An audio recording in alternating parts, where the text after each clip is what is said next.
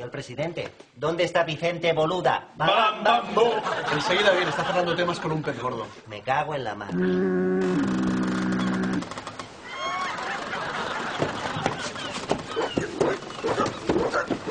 A mí no se me resistéis, capítulos.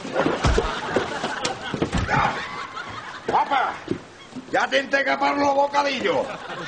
Bueno, marinero de agua dulce, desde que soy presidente pintas menos que un plasticor blanco. O sigui que vaig a fer-te fora. Sí, pues quiero una indemnización. Ya te dije que yo no me voy del Real Madrid por menos de 600 kilos. Uy, 600 kilos es mucho, chicuelo. 450 kilos. No. Prometiste 600 kilos. Dijiste, palabra de Vicente Boluda. ¡Balam, bambú! La palabra del presidente del Madrid vale tanto como un pagaré de partir safadersa.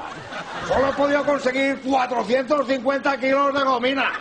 No queda una gota más en todo el continente. Pues olvídate de echarme.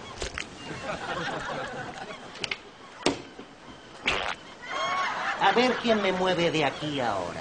Pues esto no va a quedar así. Palabra de Vicente Boluda. ¡Balam, bam, bum! Soy presidente collonut. El Madrid está fotut. Soy dirigente naviero. Sacar al frote al Madrid quiero. Florentino por aquí, Florentino por allá. Si me sale bien la cosa en Madrid voy a atracar. Guti, guti, no me quedo.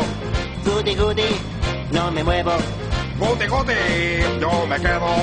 Guti, guti, no me muevo. Guti, guti, menudo cuento. Vicente Boluda, balam, bambú.